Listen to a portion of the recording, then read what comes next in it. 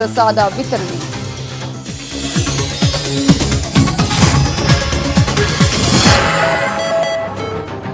ನಮಸ್ಕಾರ, ನ್ಯೂಸ್ 88ಗೆ ಸ್ವಾಗತ. ನಾನು ನವಿತಾ ಜೈನ್. ಸುಮ್ಮನೆದ್ರು ಟೆನ್ಷನ್ ಕೊಡ್ತಿದ್ದಾರೆ, ಟೆನ್ಷನ್ ಕೊಟ್ಟು ಟಾಮ್ ಮಾಡ್ತಾ ಇದ್ದಾರೆ. ಇದು ರಾಜಕೀಯದ ಮಹಾ ಸ್ಫೋಟಕ ಸೋದೆ. ಬಿಎಸ್ವೈಗೆ ಟೆನ್ಷನ್, ಸೂಪರ್ ಎಕ್ಸ್ಕ್ಲೂಸಿವ್.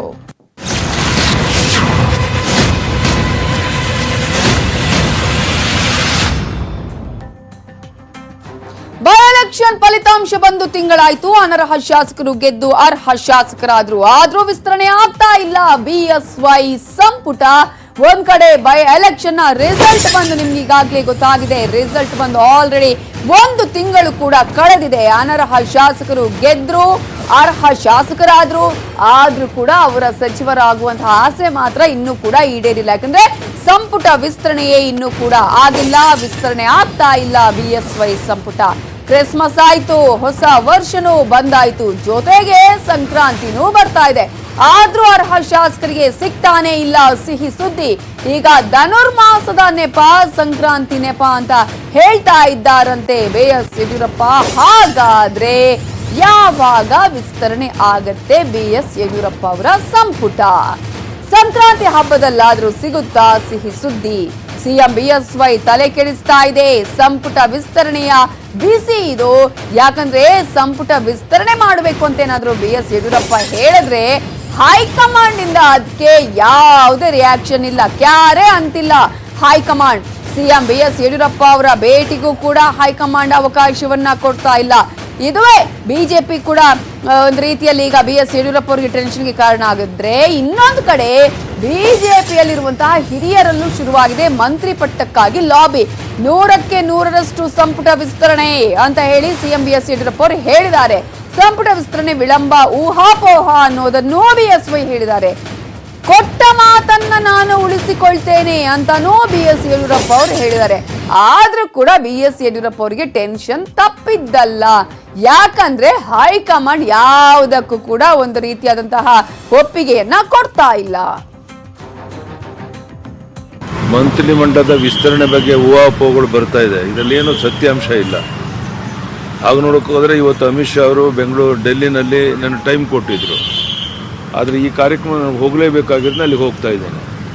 ನಾಳೆ ಏನಾದರೂ ಮತ್ತೆ ಸಾಧ್ಯವಾದರೆ ನನ್ನ ಕಾರ್ಯಕ್ರಮ ಎಲ್ಲ ರದ್ದು ಮಾಡಿ ಡೆಲ್ಲಿಗೆ ಹೋಗಿ ಬಂದು ಕಾರ್ಯಕ್ರಮ ಕ್ಯಾಬಿನೆಟ್ ಕ್ಲಿಯರ್ ಮಾಡಿಸ್ಕೊಂಡು ಬರ್ತೇನೆ. ಅದರಲ್ಲಿ ಯಾವುದೂ ಸಮಸ್ಯೆ ಇಲ್ಲ.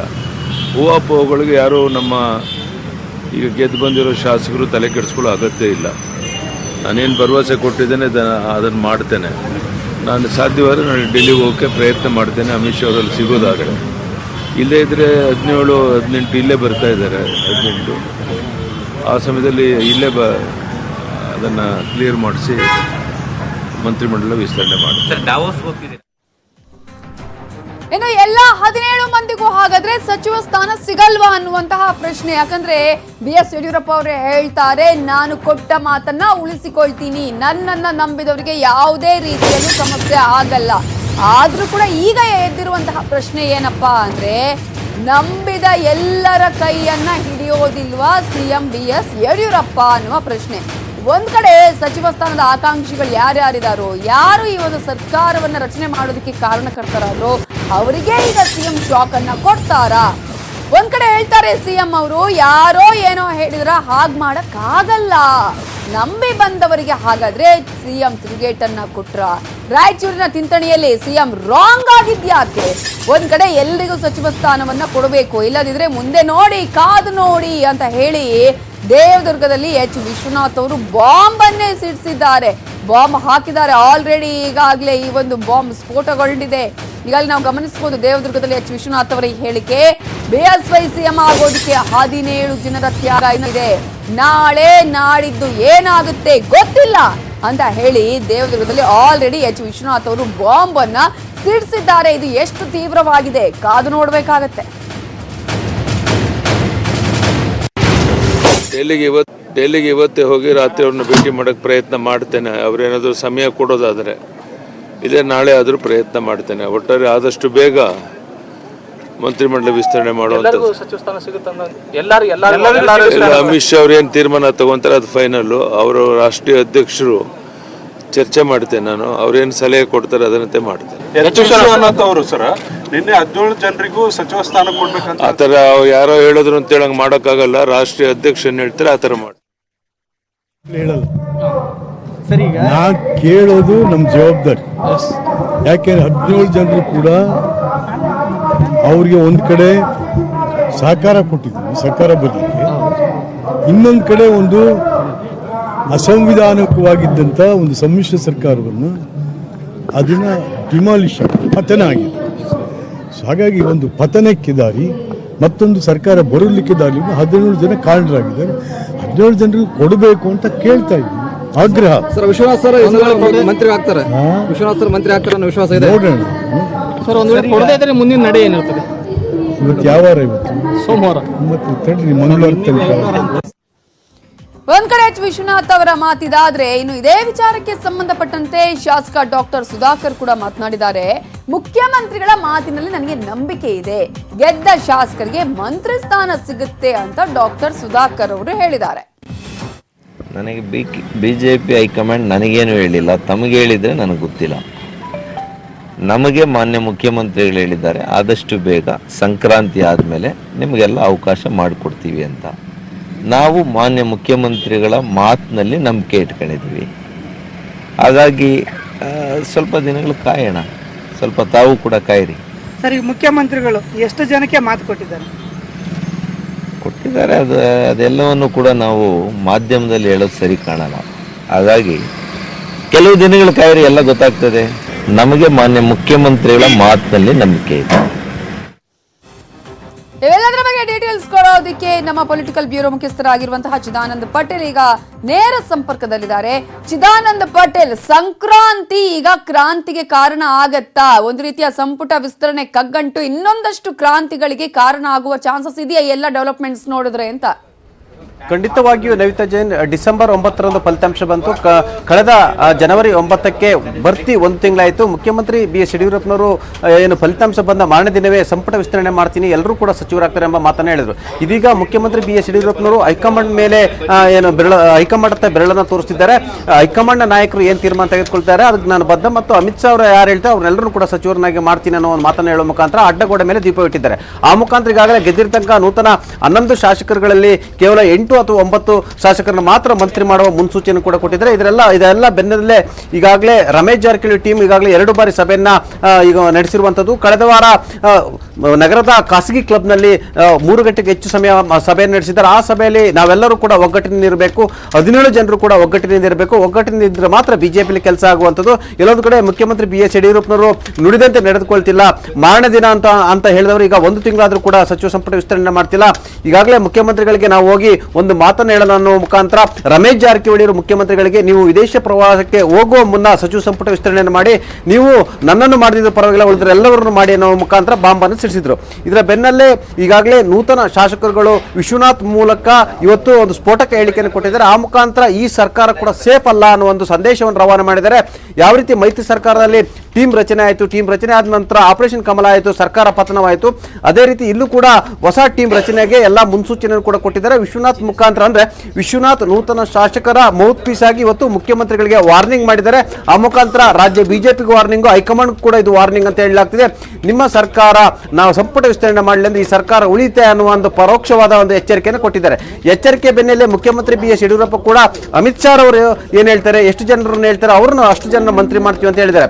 ಆ ಮುಖಾಂತರ ಈ ಸರ್ಕಾರದಲ್ಲೂ ಕೂಡ ನೂತನ ಅಂದ್ರೆ ಆಪರೇಷನ್ ಕಮಲದ ಮುಖಾಂತರ ಸರ್ಕಾರ ರಚನೆಗೆ ಕಾರಣವಾದಂತವರು ಈಗ ಹೊಸ ಟೀಮ್ ಅನ್ನು ಮಾಡೋದು, ಮತ್ತೆ ಸರ್ಕಾರಕ್ಕೆ ಥ್ರೆಟ್ ಆಗ್ತಿರೋ ಅನ್ನೋ ಒಂದು ಮಾತು ಕೂಡ ಕೇಳಿ ಬರ್ತಾ ಇದೆ. ನವಿತಾ ಜೈನ್, ಹಾಗೆ ಸಂಪರ್ಕದಲ್ಲಿ ಚಿದಾನಂದ್ ಪಟೇಲ್, ಈಗಾಗಲೇ ನಾವು ಗಮನಿಸಬಹುದು ಹೈಕಮಾಂಡ್ ಕೊಟ್ಟ ಅವಕಾಶವನ್ನ ಮಿಸ್ ಮಾಡ್ಕೊಂಡ್ರ ಸಿಎಂ ಅನ್ನುವಂತಹ ಪ್ರಶ್ನೆ ಕೂಡ ಇದೆ. ಯಾಕಂದ್ರೆ ಸಚಿವ ಸಂಪುಟ ವಿಸ್ತರಣೆ ಬಗ್ಗೆ ಚರ್ಚೆಗೆ ಕೂಡ ಅಮಿತ್ ಶಾ ಅವರು ಕರೆದಿದ್ರು. ಆದ್ರೆ ಅಮಿತ್ ಶಾ ಅವರು ಕರೆದ್ರು ಕೂಡ ದೆಹಲಿಗೆ ತೆರಳದೆ ರಾಯಚೂರಿಗೆ ಹೋಗಿದ್ದಾರೆ ಸಿಎಂ BS ಯಡಿಯೂರಪ್ಪ ಅವರು.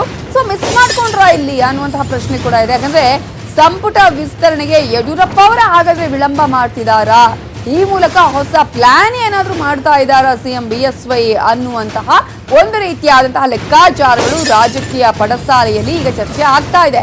ನಾಳೆಯೂ ದೆಹಲಿಗೆ ಸಿಎಂ ಯಡಿಯೂರಪ್ಪ ಅವರು ಹೋಗ್ತಾ ಇಲ್ಲ. ಸೊ ಸೊ ಸಂಪುಟ ವಿಸ್ತರಣೆಗೆ ಹಾಗಾದ್ರೆ BS ಯಡಿಯೂರಪ್ಪ ಅವರೇ ವಿಳಂಬ ಮಾಡ್ತಿದ್ದಾರಾ? ಈ ಮೂಲಕ ಏನಾದ್ರೂ BSY ಹೊಸ ಪ್ಲಾನ್ ಅನ್ನ ಏನಾದ್ರೂ ಮಾಡ್ತಿದ್ದಾರಾ? ಯಾಕಂದ್ರೆ ನಾಳೆ ಕೂಡ BS ಯಡಿಯೂರಪ್ಪ ಅವರು ದೆಹಲಿಗೆ ಹೋಗ್ತಾ ಇಲ್ಲ. ಇವತ್ತು ರಾಯಚೂರಿನ ಕತೆ ಹೇಳಿದ್ರು, ಈಗ ನಾಳೆ ಕೂಡ ಇಲ್ಲ. ನಾಳೆ ದೆಹಲಿ ಪ್ರವಾಸವನ್ನ ರದ್ದು ಮಾಡಿದ್ದಾರೆ ಸಿಎಂ BSY. ಹೈಕಮಾಂಡ್ ಭೇಟಿಗೆ ಅವಕಾಶ ಸಿಗದ ಹಿನ್ನೆಲೆಯಲ್ಲಿ ಪ್ರವಾಸ ರದ್ದನ್ನ ಮಾಡಿ ಈಗ ಈ ಒಂದು ಪ್ರವಾಸದ ಬದಲು ಅಂದ್ರೆ ನಾಳೆ ದೆಹಲಿಯ ಬದಲು ಚಿಕ್ಕಮಗಳೂರಿಗೆ ಪ್ರವಾಸವನ್ನ ಸಿಎಂ BS ಯಡಿಯೂರಪ್ಪ ಅವರು ಕೈಗೊಂಡಿದ್ದಾರೆ. ಇನ್ನೊಂದು ಕಡೆ ಜನವರಿ 18ರಂದು ಕರ್ನಾಟಕಕ್ಕೆ ಅಮಿತ್ ಶಾ ಅವರು ಬರ್ತಾ ಇದ್ದಾರೆ. ಅಂದೇ ಸಂಪುಟದ ಬಗ್ಗೆ ಚರ್ಚೆ ನಡೆಸಲು BS ಯಡಿಯೂರಪ್ಪ ಅವರು ತೀರ್ಮಾನವನ್ನ ತೆಗೆದುಕೊಂಡಿದ್ದಾರೆ. ಅರ್ಹ ಶಾಸಕರಿಗೆ ಸದ್ಯಕ್ಕೆ ಇನ್ನೂ ಕೂಡ ಸಚಿವ ಸ್ಥಾನದ ಭಾಗ್ಯ ಇಲ್ಲ ಅಂತಾನೆ ಹೇಳಬೇಕಾಗತ್ತೆ. ಯಾಕಂದ್ರೆ ಕಂಟಿನ್ಯೂಸ್ ಆಗಿ ಡಿಲೇ ಆಗ್ತಾನೆ ಇದೆ. ವಿಸ್ತರಣೆ ಅಂತ ಆಗುವಂತಹ ಲಕ್ಷಣಗಳು ಕಾಣಿಸ್ತಾ ಇಲ್ಲ. ಖಂಡಿತವಾಗಿ ಸಂಪುಟ ವಿಸ್ತರಣೆ ಆಗುತ್ತೆ, ಸಂಕ್ರಾಂತಿಯ ವೇಳೆಗೆ ಎಲ್ಲವೂ ಕೂಡ ಸರಿಯಾಗುತ್ತೆ ಅಂತ BS ಯಡಿಯೂರಪ್ಪ ಅವರು ಹೇಳಿದ್ರು. ಸೊ ಈ ಕತೆ ಏನು ಅನ್ನೋದ್ರ ಬಗ್ಗೆ ಡೀಟೇಲ್ಸ್ ಕೊಡೋದಕ್ಕೆ ಚಿದಾನಂದ ಪಟೇಲ್ ಈಗ ಮತ್ತೆ ನೇರ ಸಂಪರ್ಕದಲ್ಲಿದ್ದಾರೆ. ಚಿದಾನಂದ ಪಟೇಲ್, ಈಗ ಇಲ್ಲಿಯವರೆಗೂ ಕೂಡ ಹೈಕಮಾಂಡ್ ಕಡೆ ಬೊಟ್ಟು ಮಾಡ್ತಾ ಇದ್ರು, ಆದ್ರೆ BS ಯಡಿಯೂರಪ್ಪ ಅವರದ್ದು ಏನಾದ್ರೂ ಬೇರೆ ಲೆಕ್ಕಾಚಾರಗಳು ಇದೆಯಾ? ಅದೇ ಕಾರಣಕ್ಕಾಗಿ ಈಗ ಪೋಸ್ಟ್ಪೋನ್ ಮಾಡ್ತಾ ಇದಾರಾ ಹೇಗೆ ಅಂತ ಹೇಳಿ? ನವಿತಾ ಜೈನ್, ಇಡೀ ಸರ್ಕಾರದಲ್ಲಿ ಪ್ರಮುಖವಾಗಿ BS ಯಡಿಯೂರಪ್ಪನವರ ನೀತಿ ನಿರೂಪಣೆಗಳು, ಅವರ ತೀರ್ಮಾನಗಳನ್ನು ಅವರ ಪುತ್ರ BY ವಿಜೇಂದ್ರ ಮಾಡ್ತಿದ್ದಾರೆ ಅಂತೇಳಿ ಗಂಭೀರ ಆರೋಪ ಕೂಡ ಕೇಳಿ ಬಂದಿದೆ. ಈ ಆರೋಪಕ್ಕೆ ತಕ್ಕಂತೆ ಮುಖ್ಯಮಂತ್ರಿಗಳು ಕೂಡ ಎಲ್ಲ ಒಂದು ಕಡೆ ಇಲ್ಲಿ ವಿಜೇಂದ್ರ ಪಾತ್ರ ಇಲ್ಲ ಅನ್ನೋ ರೀತಿಯಲ್ಲಿ ವರ್ತನೆ ಕೂಡ ಮಾಡ್ತಾರೆ. ಇದರ ನಡುವೆ ಇದೀಗ ಮುಖ್ಯಮಂತ್ರಿಗಳು ಒಟ್ಟು 11 ಜನರನ್ನ ಕೂಡಲೇ ಸಚಿವ ಸ್ಥಾನವನ್ನು ಕೊಡಬೇಕಾಗಿದೆ. ಆದರೆ ಹೈಕಮಾಂಡ್ಗೆ ಬೊಟ್ಟು ತೋರಿಸುವ ಮುಖಾಂತರ ಕೇವಲ 8 ಅಥವಾ 9 ಜನರನ್ನು ಮಾಡಿ ಉಳಿದಂತ 2 ಸ್ಥಾನವನ್ನು ಖಾಲಿ ಹಿಡ್ಕೊಂಡು ತಮ್ಮ ಆಪ್ತರಿಗೆ ಸಂಪುಟ ವಿಸ್ತರಣೆ ಸಂದರ್ಭದಲ್ಲಿ ಅವಕಾಶ ಕೊಡುವ ಪ್ಲಾನ್ ಅನ್ನು ಕೂಡ ಮಾಡಿದ್ರು ಅಂತ ಹೇಳಲಾಗ್ತಿದೆ. ಅಲ್ಲದೆ ತುಮಕೂರಿನಲ್ಲಿ ಮುಖ್ಯಮಂತ್ರಿ BS ಯಡಿಯೂರಪ್ಪನವರು ಬಹಿರಂಗವಾಗಿ ನೆರೆ ಪರಿಹಾರವನ್ನು ಕೇಳಿರುವಂತದ್ದು ಎಲ್ಲ ಒಂದು ಕಡೆ ಇದು ಪಕ್ಷಕ್ಕೆ ಮುಜುಗರ ಆಗಿದೆ ಅಂತ ಹೇಳಲಾಗ್ತದೆ. ಯಾಕಂತಂದ್ರೆ ಮುಖ್ಯಮಂತ್ರಿಯವರು ನೆರೆ ಪರಿಹಾರ ಕೊಡಲಿಕ್ಕೆ ಕೇಂದ್ರ ಸರ್ಕಾರ ಎಲ್ಲ ರೀತಿಯ ತಯಾರಿ ನಡೆಸಿತು. ಆದರೆ ಇದರ ಈ ಸಂದರ್ಭದಲ್ಲಿ ಬಹಿರಂಗವಾಗಿ ಪ್ರಧಾನಿ ನರೇಂದ್ರ ಮೋದಿ ಇದ್ದಂಥ ವೇದಿಕೆಯಲ್ಲಿ ಕೇಳಿರುವಂಥದ್ದು ಅದು ಪಕ್ಷಕ್ಕೆ ಮುಜುಗರ ಮತ್ತು ನಾಯಕರಿಗೂ ಮುಜುಗರ ಎಂಬ ಮಾತು ಕೂಡ ಕೇಳಿ ಬಂದಿದೆ. ಹಾಗಾಗಿ ಎಲ್ಲೊಂದು ಕಡೆ ಅಮಿತ್ ಶಾ ಕೂಡ ಎಲ್ಲೊಂದು ಕಡೆ BS ಯಡಿಯೂರಪ್ಪರ ಮೇಲೆ ಮುನ್ಸು ಇಟ್ಕೊಂಡಿದ್ದಾರೆ ಅನ್ನೋ ಒಂದು ಮಾತು ಕೂಡ ಕೇಳಿ ಬಂದಿದೆ.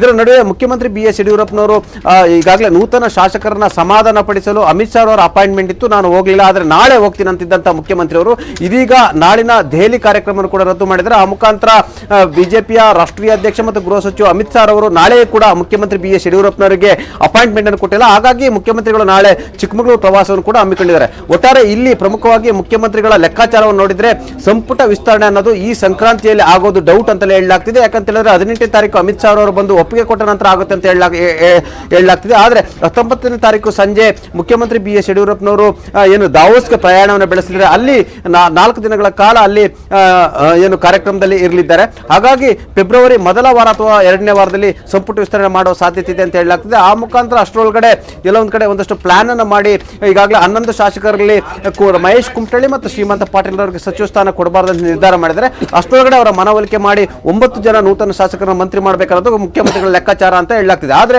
ಮುಖ್ಯಮಂತ್ರಿಗಳು ಇದೀಗ ನೂತನ ಶಾಸಕರು ಕೂಡ ಮುಖ್ಯಮಂತ್ರಿಗಳ ವಿರುದ್ಧ ಎಲ್ಲೊಂದ್ ಕಡೆ ಬಂಡೇಳುವ ಸಮಯ ಕೂಡ ದೂರ ಇಲ್ಲ ಅಂತ ಹೇಳಲಾಗ್ತಿದೆ.